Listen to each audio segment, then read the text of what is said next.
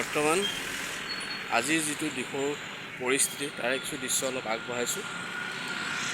তো সোঁত ক্ৰমানে সোঁতটো বাঢ়ি গৈ আছে, কিন্তু ইয়াৰ মাজতে এটা বিশেষ অনুৰোধ সকলো আমাৰ শিৱসাগৰবাসীলৈ যে সিমান পেনিক নহ'ব, ইমান চিন্তা কৰি নাথাকিব, ভয়ৰ কোনো কাৰণ নাই।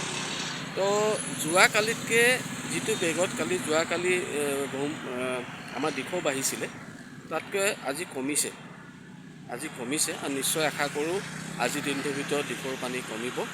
ভগৱন্তৰ ওচৰত প্ৰাৰ্থনা কৰক কমিব। আপোনালোক খালি পেনিক নহ'ব, সুৰক্ষিত থাকক, ভালকৈ থাকক।